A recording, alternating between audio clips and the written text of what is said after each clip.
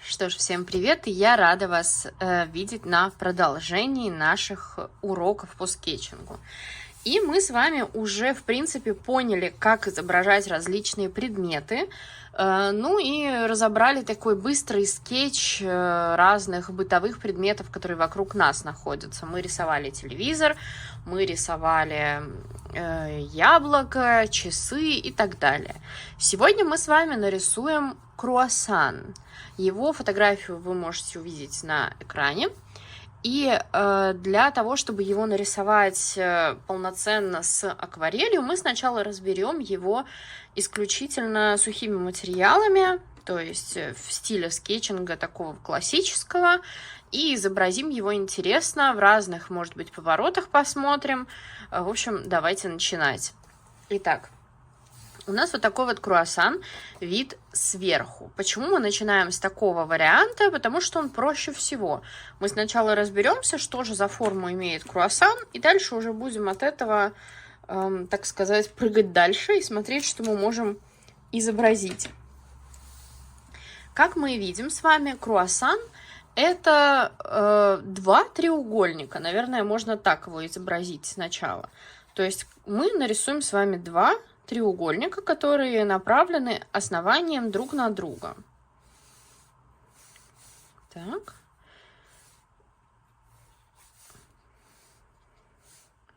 Вот, по сути, наш круассан, если мы его видим изображаем именно геометрическими фигурами. Дальше что мы с вами видим? Что очень явно, заметна вот такая вот трапеция посередине. И она, ну, как бы не супер ровная, вот такая, да? Такой, как поясок у круассана получается. И мы его с вами рисуем, потому что это самая большая, самая заметная выделяющаяся часть, и она как бы ближе к нам, чем все остальные. И дальше смотрим. Давайте забудем про правую сторону, смотрим на левую сторону. Мы видим, что из-под вот этой вот линии вылазит еще один слой круассана. Его мы тоже можем изобразить таким вот образом.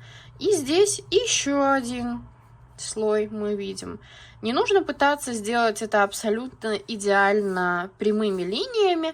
Старайтесь повторить примерно то, что вы видите на рисунке. Конечно, не каждую линию, но какие-то такие основные пятна, скажем так. И вот у нас есть уже одна половина круассана. Здесь мы сотрем наши вспомогательные линии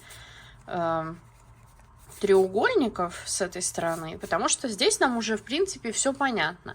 И смотрим, что мы видим с другой стороны. Здесь тоже у нас есть такая, как типа трапеция небольшая, но она немножко искажена, потому что тесто, когда заворачивается, там, конечно, никто линейкой ничего не измеряет. И еще одну мы видим, и вот эту пипку мы аккуратненько тоже изобразим. Ничего страшного, если предмет в точности не похож на то, что вы видите на тарелке. Наша задача схематично изобразить круассан, схематично показать, как он выглядит. И это мы сейчас с вами делали карандашом, чтобы просто разобраться с формой. А теперь давайте попробуем его наскетчить именно каким-то линером. Потому что теперь мы знаем принцип, и мы можем это в более свободной форме выполнить. Мы знаем, что лучше начать с самого большого объекта, с самой большой массы. Ну, мы так и сделаем. Как, если вы помните, в прошлом занятии я говорила про завязочки, можно использовать завязочки. То есть это такие точечки между линиями, которые помогают нам их соединять и дают такую как бы динамику нашим линиям. Вот мы рисуем также самую большую часть. Дальше мы рисуем поменьше с каждой стороны. Ничего, что они не идеальны. Ничто в этом мире не идеально, да? Рисуем еще по одной. Мы можем, так как мы не фотографируем, а изображаем в скетчевой манере предмет какой-то, мы можем немножко его деформировать. Наверняка вы все видели, что круассан часто изображается немножко изогнутым, и так он выглядит более естественно, более интересно. Понятно, что на нашей фотографии это мини-круассанчик, который типа не изогнулся, и вот такой вот он. Но мы можем придать ему вот эту форму интересную, чтобы он выглядел лучше. Такую как бы придать ему динамику, если можно так выразиться. Дальше давайте проработаем некоторые детали. Предположим, что свет на круассан у нас падает с левой стороны, как это на фотографии, да?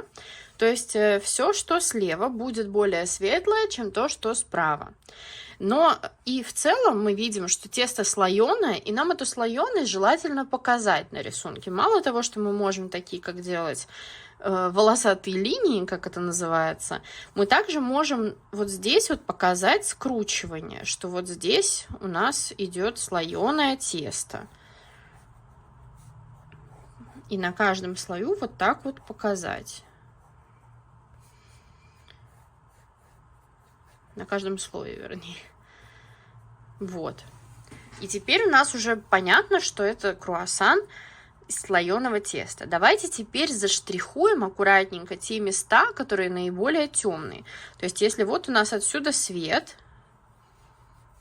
вот эта часть у нас будет в свету, здесь у нас точно свет уже попадать не будет. И мы это покажем.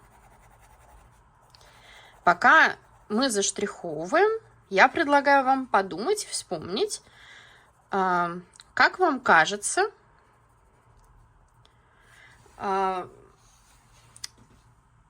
какое место самое темное будет здесь. Вот подумайте пару секунд, какое бы место вы сделали самым темным. Угу.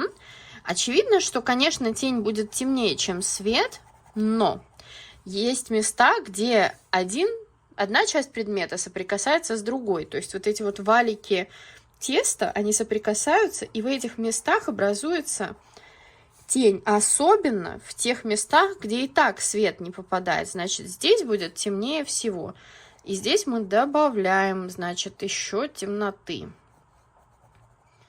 Мы начинаем всегда рисовать в данном случае от самого светлого, то есть мы нашли, где светлая часть круассана, и дальше мы идем и уточняем уже более темную. Почему мы так делаем?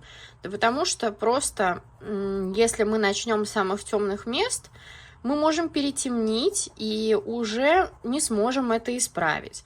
А если мы по чуть-чуть накладываем, наслаиваем, так сказать, эти слои, то мы можем еще что-то подправить, что-то можем где-то подкорректировать. В данном случае оставим таким образом, не будем делать тень падающую, потому что мы сейчас его не на тарелке рисуем, а просто тренируемся для того, чтобы понимать форму, да?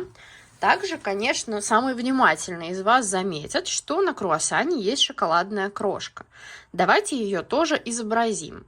Я не думаю, что стоит каждую вырисовывать, сколько их там вот считать на каждой этой штучке. Нет, просто изобразим их в хаотичном порядке, так как вам кажется наиболее интересно будет. И когда вы будете изображать, не старайтесь делать их одинаковой формы.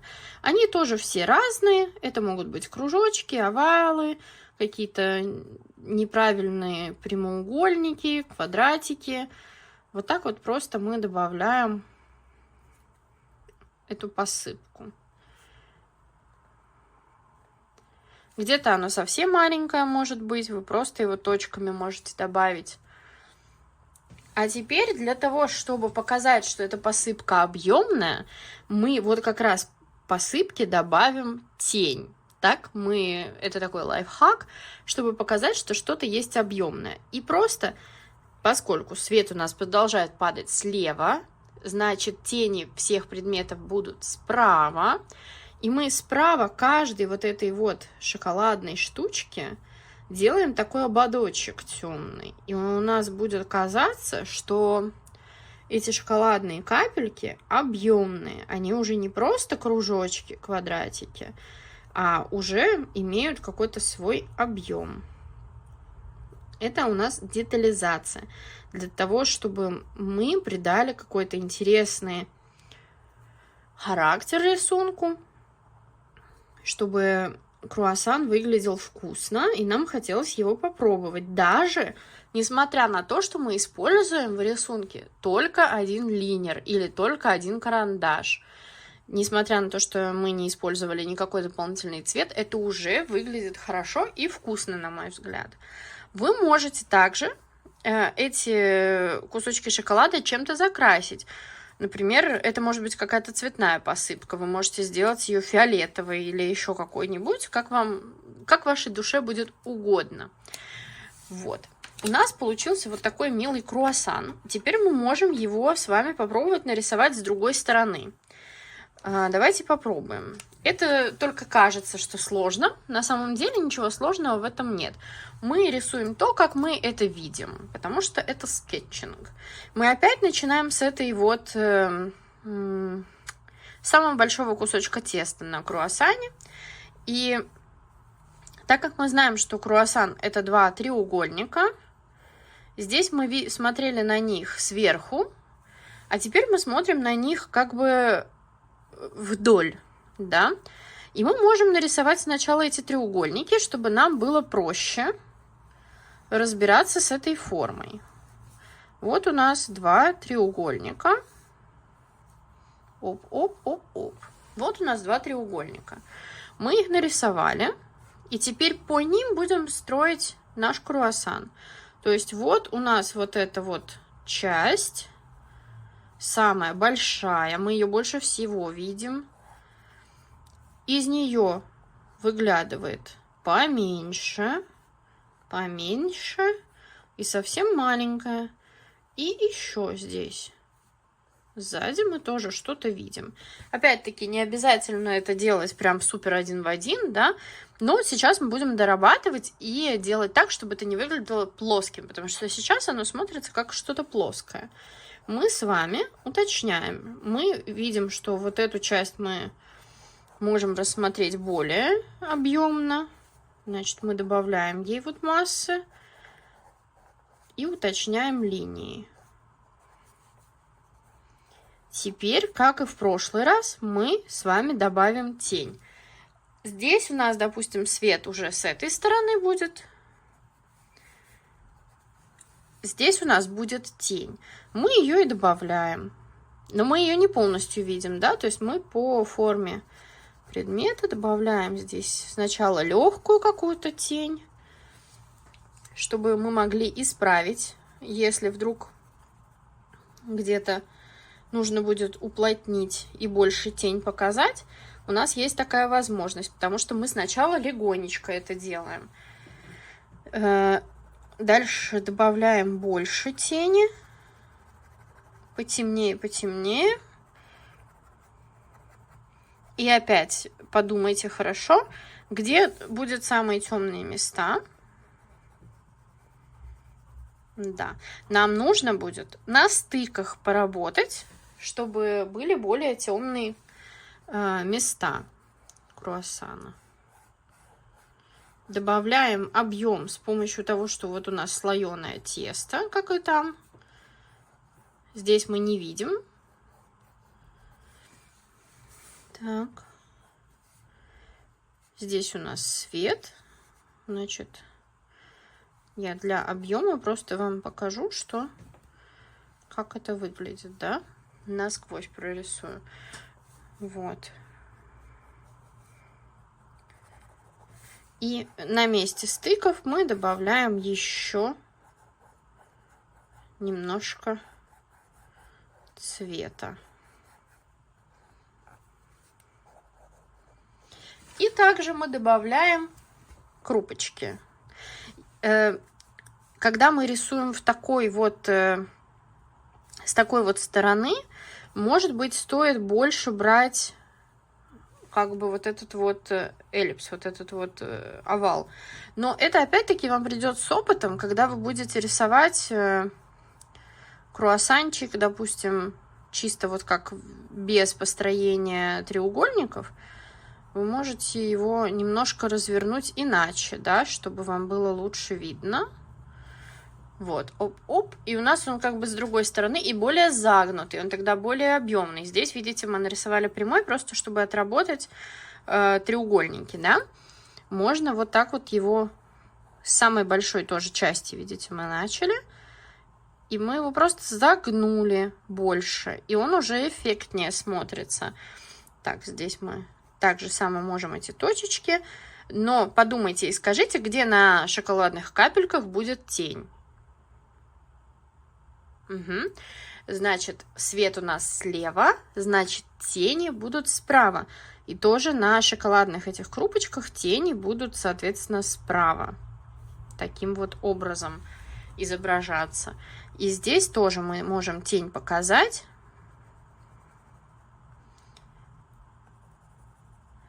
Если вы изображаете круассан вот таким образом, на самом деле лучше визуально, когда здесь будет тень, а отсюда свет. Так просто будет эстетичнее выглядеть. Вот если мы сейчас еще раз его попробуем изобразить. Еще один вариант вам показываю. То есть вы его как банан начинаете рисовать, потом просто добавляете какие-то элементы уже. Может быть, кому-то так будет проще. Нам же главное научиться изображать его. Это такой более длинный круассан получился. И если мы добавим с вами тень с левой стороны, мы же сами можем решать в данном случае, то, видите, он намного выигрышнее и эффектнее смотрится, чем этот. Ну, кому, как, конечно, как больше нравится. Вот. Мы с вами попытались и попробовали, и у нас получилось нарисовать несколько круассанчиков. Это в таком скетчевом формате. Как это может вам пригодиться в обычной жизни, скажем так? Ну, ничто не мешает вам украсить как-то интересно свою кулинарную книгу, тетрадь, где вы записываете рецепты. Это тоже очень интересно. Вот рецепт круассана. Вы можете это сделать в таком скетчевом формате. Например, у меня, конечно, сейчас нет под рукой никакого рецепта, к сожалению, круассанов, но вы можете использовать вот такие вот стрелочки. Вы можете им добавлять тоже объем и характер какой-то, движение. И здесь, допустим, вы напишите там 2 стакана муки, 3 яйца. Ну, это сейчас условно, да, я не претендую ни на какой рецепт. Там 200 миллилитров воды. Дальше вы можете нарисовать, оп-оп, как рисуем чашку. Чашка самое простое вообще, что может быть. Вы рисуете овал и закрываете овал донышком чашки. Просто потренируйтесь пару раз нарисовать, у вас получится. И чашки тоже нарисуем тень. Оп-оп-оп. Добавили всяческих линий. Если свет отсюда, тень здесь. Вот так вот, оп-оп-оп. Значит, сюда вовнутри она будет падать. А здесь снаружи, точнее не снаружи, а с этой стороны изнутри уже не будет свет. Противоположная сторона. Да. Если вот эта часть непонятна, напишите в комментариях, я ее более подробно разберу, потому что некоторым бывает непонятно. И мы в эту чашку можем добавить венчик. Венчик вообще проще простого рисуется. Оп-оп, вот такие хаотичные линии и ручка. И вы можете добавить движение с помощью стрелочки, чтобы было понятно, что нужно размешать, допустим, да. То есть у вас уже поинтереснее это все выглядит. Там размешивать 15 минут, условно. Вы можете добавить там различные изображения типа сахара, кусочки тоже. Это квадратик, оп-оп, объемный квадратик. Мы видим там 2 части условно этого квадратика. Здесь у нас теневая часть, это падающая тень. И такие типа крупочки, чтобы было понятно, что это сахар. Таким образом, вы можете делать интересные зарисовки. Как еще это может пригодиться? Вы можете делать какие-то пометки. Например, сегодня я была в кафе. Там сегодня я была в кафе Тати, допустим, рандомное какое-то название, и ела самый вкусный круассан в своей жизни. То есть такое как бы ведение дневника с интересными зарисовками. Это потом будет очень приятно к этому возвращаться и снова эти моменты как-то проживать более ярко, чем просто это будет какой-то текст. Вы можете добавить какие-то рамочки для текста. То есть тоже вот завязочки и штрихи. Вроде бы ничего сложного, но сразу это все выглядит намного интересней. Что ж, я надеюсь, что у вас получились интересные круассаны. И советую вам потренироваться на других булочках, не только на булочках, это может быть фрукты, ягоды, все что угодно. Главное, регулярные тренировки. И в следующем занятии мы с вами попробуем сделать то же самое, но к круассану мы добавим еще и цвет с помощью акварели. Поэтому всех приглашаю на следующий видеоурок. Всем спасибо и пока!